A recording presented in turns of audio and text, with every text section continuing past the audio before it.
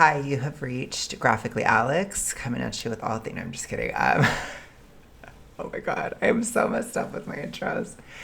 Where we cover all things E followed by the letter D, aka the toxic ritualistic, which is a coded term for it, and I will sometimes call it the TR for short. But anyways, I am still transitioning my introduction and getting used to it. I tried my best to be creative. I was like, I'm going to cover something different. I'm going to be like so amazing, girly pop, have a moment. I went back to Martin today.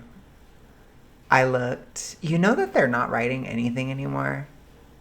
There's hardly any articles about it. There used to be so many articles about like fat acceptance and stuff. Like I kind of miss written media a little bit. There's nothing. Nobody gives a shit about it. Like, I swear, it used to be like one of the most written about things, like within like US written media. No one cares anymore. No one cares. I don't know what's going on. But anyways, so let's go ahead and get into this Martin statement. Again, he is a level 2 zombie. I like to use The Last of Us Zombies as a metaphor for severity. He is a stalker, so he is in the issue. He has binge, but he is mild. So he is a mild case. Stalkers tend to have a lot of like overt competitive traits, anhedonia, kind of bored, unimpressed all the time, that kind of attitude. They tend to act like they're better than you all the time. So that's kind of how they are. Somebody was like, you should do a chart. I really should. I need to like get into all this and like do this schlit. And I need to do probably like a glossary video. You guys have been telling me that forever. But anyways, I don't know maybe I'll do a post or something and I'll be like, what terms should I include in a glossary video? I don't know. So anyways, if you see that post today and you have something, then tell me. So anyways, let's go ahead and get into this. Oh, and you can see I'm a little bit brat today. Just had to show that. I wore that to the movies. I saw the dinosaur one today with my grandma. And my license flopped, for the record. But I did file for my passport. And I did take a picture for my passport. And it was horrible. I don't know who I'm talking to right now. Anybody who's keeping up with me. Okay? Regardless. We're going to get into it now. That was a long enough intro. I don't know why I felt the need to just like info dump right there. But I don't care. Here we go.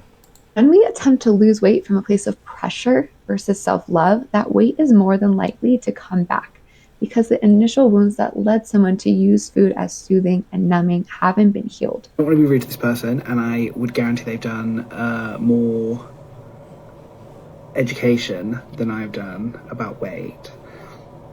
But, as we know, with nutrition and medicine that's tied to weight, it's obviously taught by lots of very fat-phobic people. It's always, a lot of the studies are viewed through a very fat-phobic lens.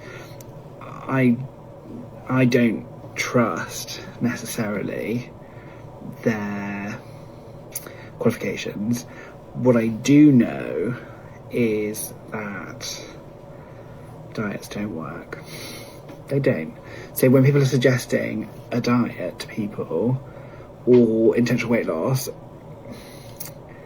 and they're not, then that isn't a solution. And I really hate this thing, then anyone who's like in a smaller body, who maybe manages to lose a small amount of weight and they stay smaller, this is like, then they can, well, I did the work. It wasn't just that I went to the gym and I starved myself. I also did the emotional work and I worked through all of my demons.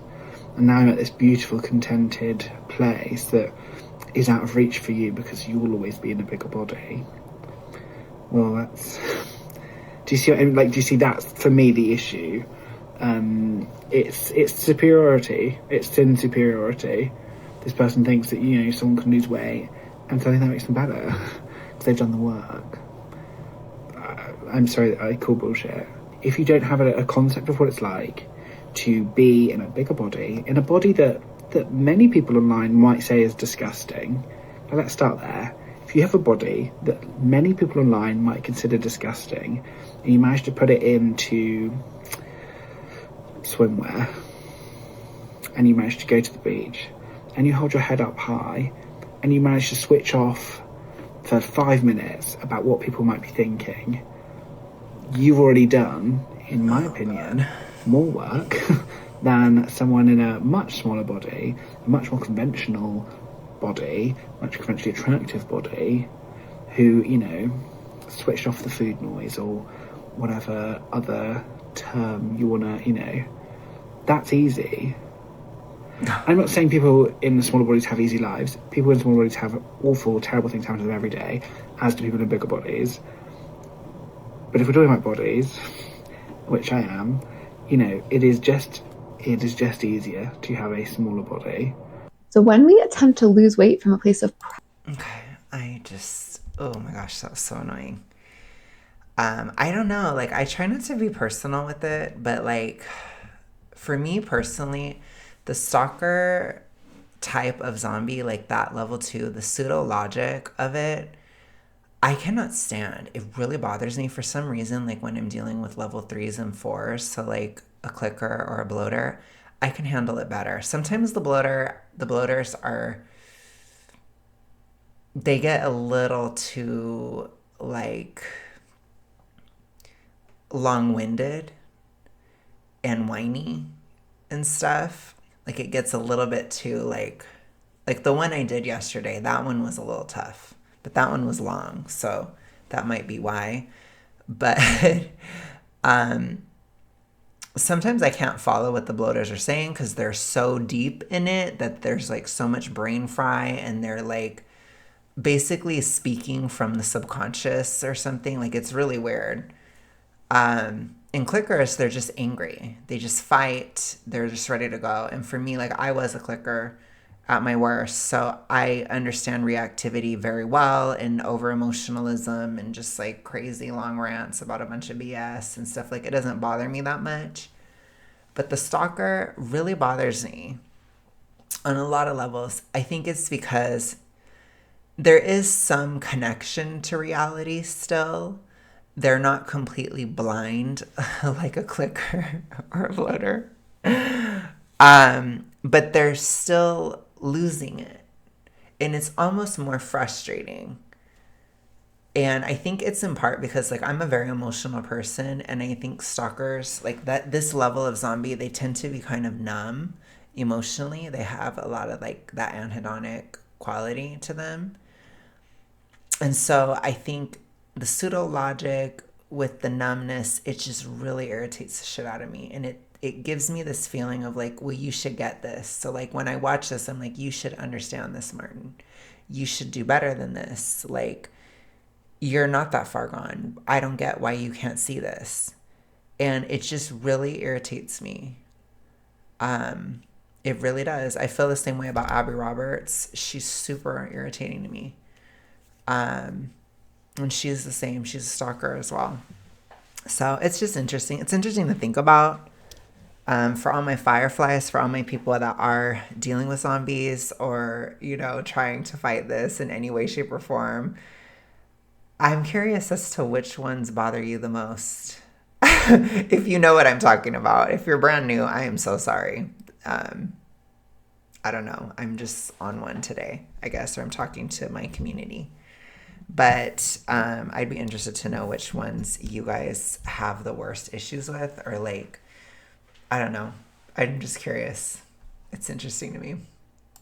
pressure Oh, we're going to go ahead and cover this now. versus self love, that weight is more than likely to come back because the initial wounds that led someone to use food as soothing and numbing haven't been healed. So I somewhat agree with that. I think there's not always a deep emotional reason why people are overweight. Sometimes people just overdo it. Sometimes people are just overindulgent. Sometimes people are genuinely lazy. I would say that is probably the majority of people that are class 1 obese. They are just kind of passive or negligent about it. They just don't care about it at all. And they're just kind of eating like hogs. I don't really know what else to say. Like, sorry, not sorry. It's just the truth. Now, if somebody has like a toxic ritualistic issue, then there's more to it. Then there's like a system behind it. And there's like these anxiety responses that are getting deeper and deeper ingrained. There are delusions coming in, right? There's this crazy belief system behind it that can start to get worse and worse as you get deeper within it. And it becomes more persnickety as there's also a lack of identity or a growing lack of identity and identification with fatness, for example, within BINGE. So as that starts to happen, then things start to break down too. And it becomes more entrenched. And so I think a lot of people, they don't see the distinction or the difference between somebody in the TR and somebody who's passive.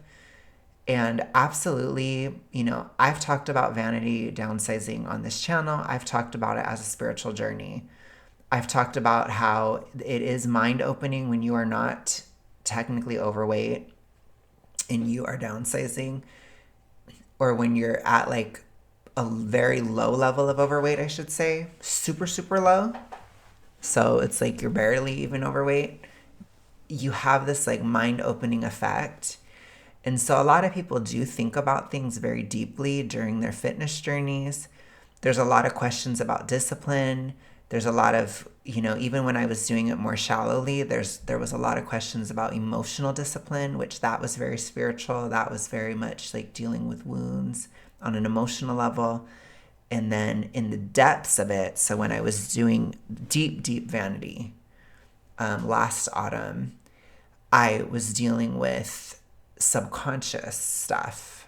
So it was very deep, like some of my subconscious responses, which I talked a lot about my avoidance, because I was hitting this avoidance streak in me as I was pursuing beauty. Because when you pursue vanity, you are by definition pursuing beauty. And I had something in my way, and it was my subconscious avoidance. And it made me realize that I had that. And so I don't know that that was necessarily a wound or whatever.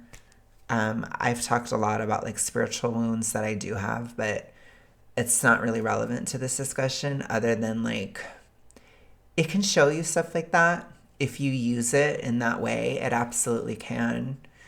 But for somebody who's like 200 pounds over, it's not really like that. You don't have those mind-opening effects.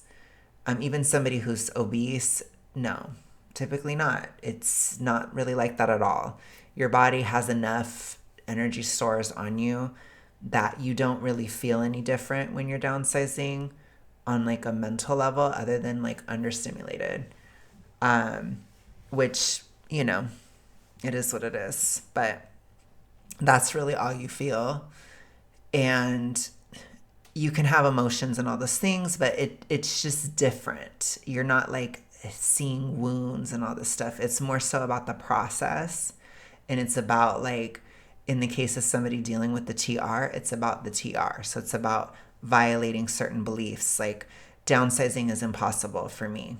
You're showing yourself that that's not true, or you're showing other people that it's not true, other people around you that don't believe it's possible. You're living against their beliefs. So it becomes a lot about those types of things rather than like internal. Whereas I think in vanity, it is very internal because other people don't really give that much of a shit about it, which there's like a blessing and a curse to that. Like some people probably want attention. I didn't care. I was glad everybody just shut up once I wasn't mid-size anymore, personally. It was a huge relief for me, to be honest. But I think for me being mid-size, it was just like an avoidance nightmare. It was just awful. I just hated it. I was very approachable. People approached me. People commented about my body all the time, and it was just weird. And I hated it. And I felt like everybody was in my business. And when I wasn't mid-size anymore and I was just thin, then everybody shut up collectively. And so I liked that. And then I could look within. And I wouldn't be shocked if I'm not the only person that had an experience like that. I always talk about mid-size issues as they're largely social. They're largely interpersonal. So that's also why it's harder to be like so deep, because you're often dealing with other people a lot of the time, especially if you're coming from a huge size. People get really like, oh my gosh, about it. And if you're doing it online and all that, then it just adds a whole other layer. But regardless, I'm going too deep. Let's continue. I would be rude to this person, and I would guarantee they've done more education than I've done about weight. But I still know better. So one of the favorite things of the stalker is that you don't know. You don't know what they're going through. You don't know that that's true. You don't know that that's possible. You don't know. That's their favorite. The stalker argument is you don't know. You don't know that. So I don't know if that's an appeal to ignorance. That might be. But they love that one. They love it. You don't know their story. You don't know what they're going through. You don't know that that's true. You don't know it's possible for everybody. They're always the exception. That's another thing about the stalker. They're always the exception to the rule. It can work for other people, but it just won't work for them. They're one of those. That's a stalker thing. So they can all do that. They all share zombie strategies. But I'm the exception, or you don't know, those are born of a stalker. Just like with a clicker, if you call yourself fat around me and I'm bigger than you, then you're insulting me. That's a clicker. Or if you downsize, then you're personally insulting me. That's a clicker thing. So it's crazy. But he's doing the you don't know. So you may be educated, but you don't know. That's what he's doing. As we know, with nutrition and medicine that's tied to weight, it's obviously taught by lots of very fat-phobic people. It's always, a lot of the studies are viewed through a very fat-phobic lens. You know better. I know better. I know better. So they love that. It's a stalker thing. I know better. You don't know. I know. That's their thing. There's a lot of like pride in a stalker. They're very arrogant in general. So it's kind of like, I don't know. A stalker is arrogant. A bloater is entitled. And a clicker, I would just say a clicker is like really reactive. Very angry a lot of the time too, but they're very reactive. So, yeah. And I don't trust necessarily their qualifications. What I do know is that I think it's interesting that he said that. That's all I'm gonna say to that. I just think it's really, really interesting. So, diets don't work. Because it basically means like the diets don't work thing. That's where you get into the pseudo logic, right? So I know better, you know less. But his research is very biased, clearly. We know that diets don't work. Who's we? The zombie collective? Sure, I guess. But the medical community, the scientific community, the world at large, the general person, Gen Pop, all of it, is that a consensus? No, it's not. Is it many people's lived experiences? No. For many people, that is not their lived experience. So it's like you're cutting yourself off from a lot of different sources of information, and then you're claiming that you know better because you're only looking at a very isolated source. They don't. So when people are suggesting a diet to people or intentional weight loss, and they're not, then that isn't a solution. Of course, because that would require getting out of the TR, which you don't want. So it's very common thought process. But remember, you're choosing to be in it. And I'll always tell you on this channel, it's a choice to be in the TR. And I really hate this thing, then anyone who's like in a smaller body who maybe manages to lose a small amount of weight and... Talking about vanity weight loss, maybe some mid-size, maybe like you're a bit overweight. That's what he's hating on that. They stay smaller. This is like, then they can, well, I did the work. I did the... Well, they did. It takes work, doesn't it? It wasn't just that I went to the gym and I starved myself. I also did the emotional work and I worked through all of my demons. Yeah. I mean, it happened to me. It did. Over the past year, I did a lot of inner work that I wasn't expecting, to be honest. I thought I had done enough, but no. Like everything prior to this past year, it was just TR recovery and violating the beliefs of the TR and proving a point and all these different things. And it was about all that crap, which is really important. It's also about building a life outside of the TR, which is super important too. Figuring out how to physically recover, how to mentally recover, being outside of it. It was a wild ride, but the inner work, inner demons, all that stuff, it really took place over the past year. It did. So I understand why people say that. It's like, I guess I would ask Martin, since you don't know, have you ever been through a vanity journey? Do you have experience with it, or are you just dismissing it? Do you know, Martin? Do you know what you're talking about? Because I would say no. I don't think you do. And now I'm at this beautiful, contented place that is out of reach for you because you will always be in a bigger body. Hardly anybody says that unless if they're... I don't even think people say that at all. So I was like thinking, I'm like, anybody who's done it usually does... I think it's so rare to have that attitude after. It's so stupid. Well, that's... Do you see? Like, do you see that's for me the issue? It's superiority. It's thin superiority. So you're reducing somebody's spiritual journey or somebody's deep inner work to thin superiority because, again, it's this status-seeking stalker behavior. So it's like, I still have to be better than you in some other way. So with him, it's he believes he's smarter, or like there's this overcompensation aspect of a stalker.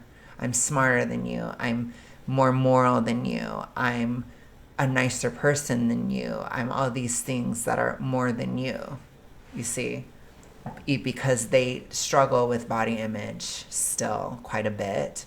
So there's this overcompensation within a stalker and a dismissiveness, which is cringy AF. So it's like, you did all that, but no, it doesn't matter. This person thinks that, you know, someone can lose weight. It's just you trying to be superior. That's all it is. And so I think that makes them better because they've done the work. Makes them better to their own life and maybe people that are close to them. I'm sorry that I call bullshit. If you don't have a concept of what it's like... Okay, go ahead and call it bullshit. It doesn't make it less true. Do to be in a bigger body, in a body that Okay, well, I do. many people online might say is disgusting. Okay, this is very subjective, what he's saying there. It's very, like, feeling-based. So I'm like, what does that mean? It could mean anything. You have to, like, insert a bias into that, or you have to insert something into that. But he's basically calling his body that. I'm not going to say it because YouTube is very edgy about anything like that, but he's basically calling himself that there. Well, let's start there. If you have a body that many people online might consider disgusting, and you manage to put it into swimwear, and you manage to go to the beach, and you hold your head up high, and you manage to switch off for 5 minutes about what people might be thinking, you've already done, in my opinion, more work. So 5 minutes of a mental exercise of hypothetical judgment that may or may not be occurring is more work than weeks of downsizing, training, dedication, athleticism, discipline within, like, what you're consuming. So, or, diet culture sludge, going without some of the pleasures of, consumption. I don't know how else to say it. And just having bare bones, like cottage cheese, for weeks. I did it. I was very deep in the vanity journey for about 4 months. So it was July, August, like the first half of July, then August, September, October, right until like October 23rd. Then I started a reverse diet. So I was still deep until December. And then I was still in a def until like Christmas. So you being shirtless or whatever for 5 minutes, especially as an extrovert, so somebody who's not shy, so you using some aptitude that you already have, so you're already outgoing, so you go and do something like that and you're not embarrassed for that 5 minutes, you did more work than I did over all those months. Fuck you, Martin. I don't give a fuck what you have to say. You are delusional. And you're an ass. That's what I have to say. Than someone in a much smaller body, a much more conventional body, much conventionally attractive body, who, switched off the food noise or whatever other term you want to, that's easy. You're such a dick. Ooh, sorry. Ooh. Whoops. Auntie's getting a little crazy today. Ooh. For my spiritual girlies and boilies, my sacral's been very activated lately. So you know what that is. If you know, you know. But you can see it here. He's pissing me off. Auntie's pissed. I'm not saying people in the smaller bodies have easy lives. People in smaller bodies have awful, terrible things happen to them every day, as do people in bigger bodies. But if we're talking about bodies, which I am, it is just easier to have a smaller body. I guess I can agree with him there. It's much easier to be where I'm at than to be super morbidly obese. That I will agree with him on. Being super morbidly obese takes so much maintenance, so much effort, work, money, inactivity, neglect. It's so impractical that it's just crazy to think I spent that much time in that state. But I will say, yes, it's definitely easier to be where I'm at today than to be there. So I don't think that that's what he meant, but I don't think he's thinking about the practical side of it. But I am. It is easier. It's cheaper. I don't have to worry about breathing when I sleep. And my body isn't in a constant state of flight or fight every single second of every single day. I'm not having sudden hormone shifts that create huge mood issues all the time and unpredictable emotions and all this crap. I'm not living in this whirlwind of like hormonal distress and just fear of death and all these things like that I constantly had to deal with when I was super morbidly obese. Absolutely. It's easier than that. Absolutely. So when we attempt to lose, So I guess that's it. Let me see. I kind of want to read some of the comments here. Let me just move me over. If I can. Okay. Can Auntie use technology? Yes, I can. Okay. Oh my gosh. What did I just do? Okay. I read plenty of research and I totally agree with you. There is good quality research out there, but you have to wade through the BS. The issue is weight stigma, not necessarily the weight itself. Delusional. We would make huge inroads in health outcomes for us fatties if we just stopped judging and assuming and had access to the things we need. The mechanisms that help a thin person downsize by 20 lbs is not going to help me lose 200 and keep it off. And when big people have tried in the past, it tends to ruins their hearts, liver, stomachs, kidneys, brains, etc. Delusional. So that is the super morbid obesity that is doing that. It's not downsizing. You just feel it because you're less able to dissociate because you're no longer binging. So that's what that is. You're less dissociated from your body. You feel what's happening. You're coming home to reality, to yourself, when you are not constantly playing bingo. Replace the O with an E. Okay.